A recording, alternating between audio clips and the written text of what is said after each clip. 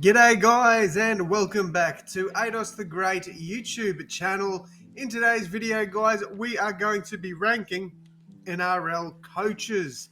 Very excited to jump into this one guys. We've done basically the whole spine. I don't think I'm going to do wingers, front rowers, second rowers, centers and that stuff. I think I'm pretty much going to just stop it at coaches. Maybe we might do like ranking every NRL spine. So like where the Rabbitohs rank, where the Roosters rank, the Eels, the Titans, the Knights. I might do that, but probably this will be the last ranking one I do in a little while. I don't know yet. I'm not too sure, but yeah, we're going to jump straight in because I have to leg it to basketball. So it might be a bit of a shorter one, but I'll try and explain my reasoning behind each of these as best I can. And we are going to jump straight in. And at number 17, I got Warriors new coach Andrew Webster. Basically, I haven't seen him in the NRL. I don't know what he's going to be like as a coach. He might take the Warriors to finals, but I doubt it.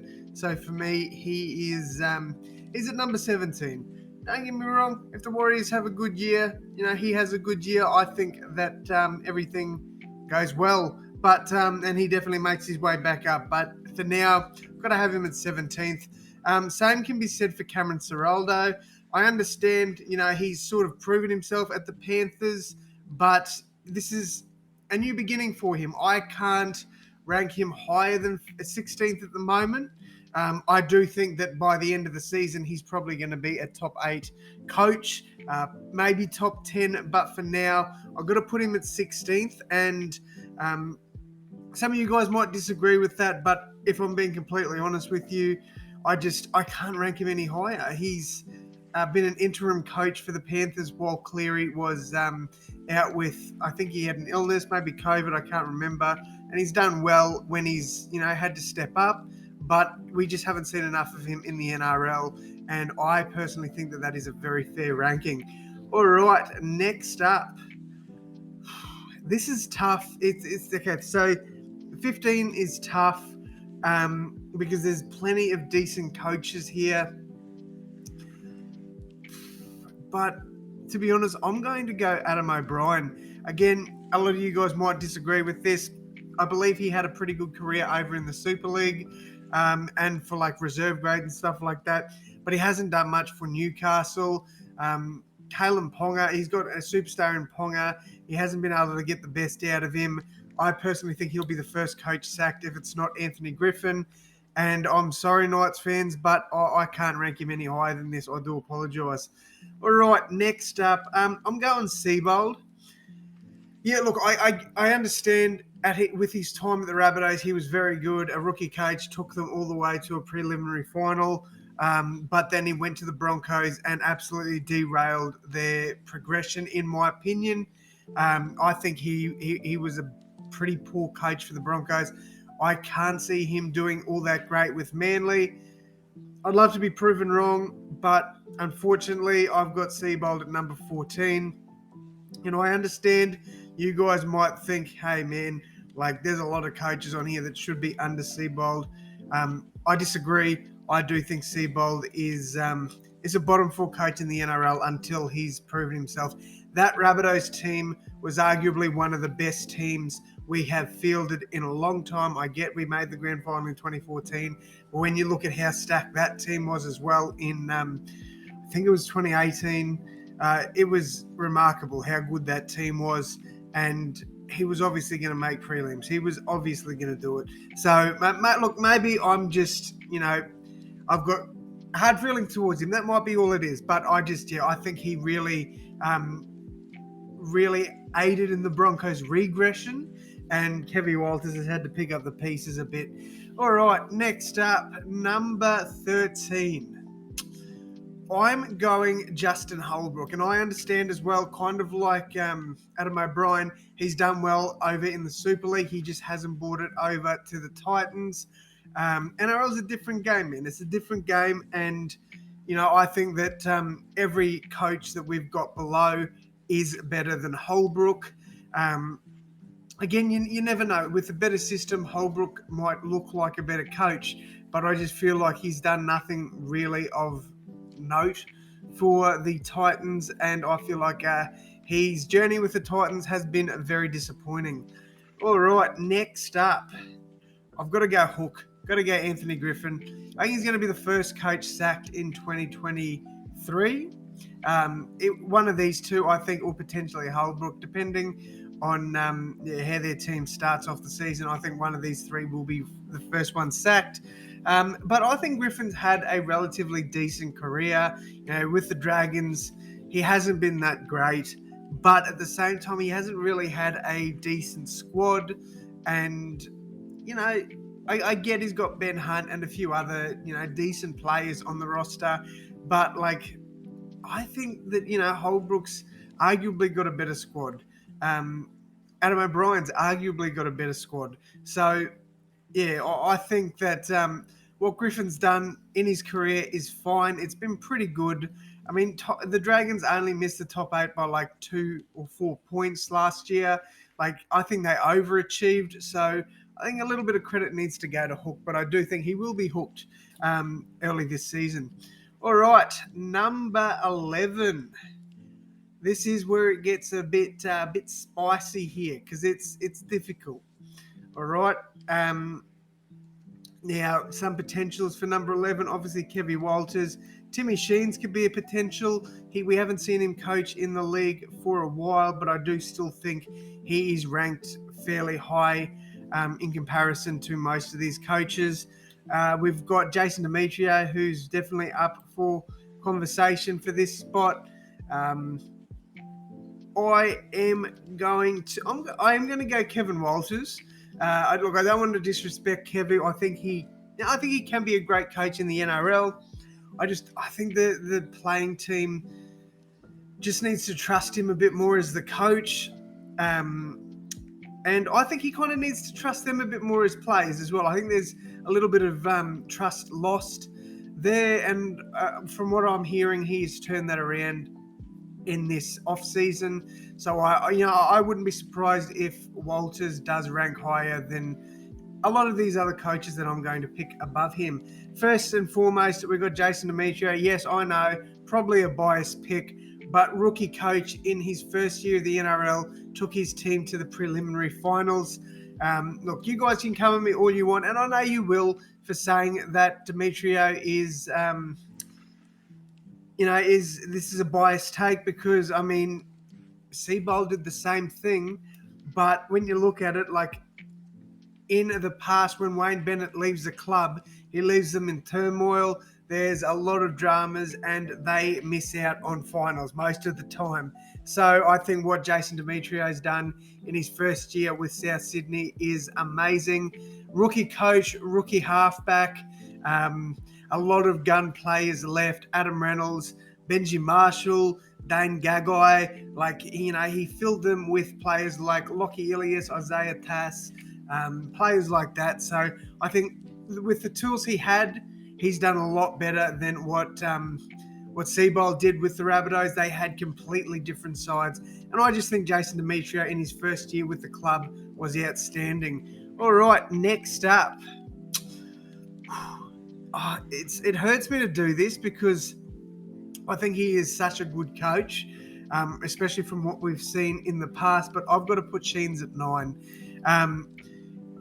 Based on what we've seen in the past, we don't know how he's going to go with the Tigers. He's a club legend, so I think that the players will want to turn up for him. And realistically, I wouldn't be mad if you were to put him a lot lower, but I definitely think he's still a top 9 coach in the NRL. And I do think that we will see some greatness from him in 2023. At least we will see a big improvement from the Tigers, in my opinion. All right, next up, number 8. I'm going Craig Fitzgibbon. I think he had an amazing 2022 season. Just his coaching style and the respect that he's gained, or he's received from the club, I think is amazing. It's nothing short of a miracle what he's done with Cronulla. But yeah, I think definitely a top 8 coach, and I wouldn't be surprised if that was continue to rise in 2023. All right, my next pick is Toddy Payton. Very similar, coach of the year last year, so definitely up there with some of the best ones in our comp at the moment. Todd Payton took the Cowboys from a bottom side or very low bottom 8 team all the way to a top 4 team, and they went pretty deep into the finals as well, losing to Parramatta in the prelims. So I think huge year for Toddy Payton, and I think we will see him back that up this season. So definitely up there in the top 8 for coaches. All right, my next pick is Ricky Stewart. Ricky Stewart at number 6, I think, is a fair pick there. One of the better coaches in the NRL. I understand he has, he lets his frustration out a bit, but just the respect that he gets from his team is outstanding, and I've got a lot of respect for Ricky as well. Yes, I know he can be hot-headed, but at the end of the day, he cares about his boys, and I think that really makes a good coach in the NRL.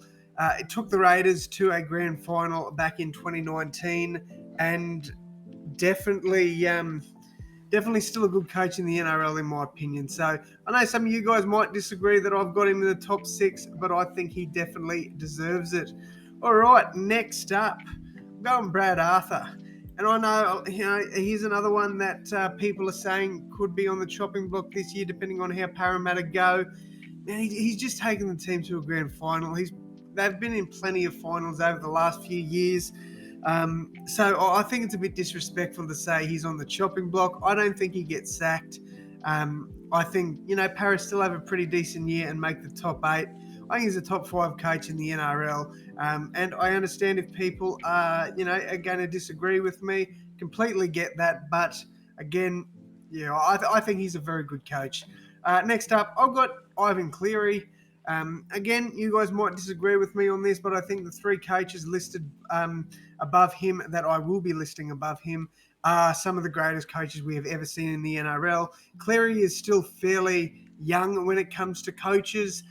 He's still pretty early on in his career. I think he's got quite a ways to go before he's on these three's level, but he's definitely on the right track. Taking a team to 2 premierships in a row is no easy feat, and I definitely think he is top 4 coaches at the moment, 100%. Next up, I'm going the master, Wayne Bennett. Definitely should be higher on this list, I reckon, according to a lot of you guys. But I do think there's been a bit of regression lately. He's not as good as what he used to be. Yeah, look, he took the Rabbitohs to a grand final, and for that, I've got a lot of respect for Wayne, but I think he's going to have a difficult year with the Dolphins. I don't see them making the top 8, and I think that will hurt him and his career a little bit. I still think he's one of the greatest coaches of all time, but at this point of time, I think we've got 2 better coaches, and in number 2, I've got Trent Robinson. What he's done with the Roosters has been outstanding. Another coach that's taken his team back to back. Plenty of grand finals in the last decade for the Roosters. Plenty of final series. Them and Melbourne over the last probably 20 years, to be honest, have been one of the powerhouses of the NRL, and a lot of that is due to Trent Robinson. I think he's been amazing, and I still think he will be amazing. So shout out to Trent Robinson. He's been a very good coach for quite a while now, and I think he deserves to be in the top 2. All right, number 1 is obviously Craig Bellamy, best coach in the NRL. I definitely think he's... Look, I think Wayne Bennett is still probably the greatest coach of all time, but recently, I think Craig Bellamy has overtaken him. What Wayne's done in his career has been phenomenal. And, I think Craig Bellamy is definitely in a conversation for best coach of all time. But, at this point in time, I've got Craig Bellamy. I guess recency bias will say that this is bias, basically. But I love Craig Bellamy. I love what he does with Melbourne. He's been amazing. He gets players that are sort of fringe NRL players he gets the best potential out of them, and they go on to have great careers at other clubs. Look at Nico Hines, for example. He was a great player for Storm, but then he moved on to the Sharks and he won the Dally M. So I just think that Craig Bellamy is very similar to Wayne Bennett in the way he develops players, and there's a lot of players that want to play under Bellamy.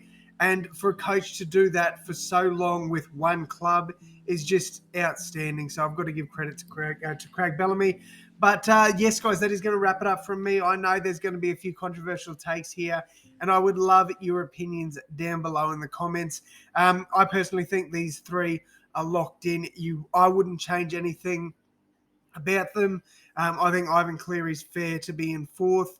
There's a few things you can mix around with these coaches. I agree. Same with these ones. I think these are pretty spot on, but you guys might disagree with some of them. Just let me know in the comments what you do agree with and what you disagree with. I would love to hear from you guys. But that is going to wrap it up from me. Thank you all so much once again. And as always, my friends, I'll see you in the next one. Thanks, guys.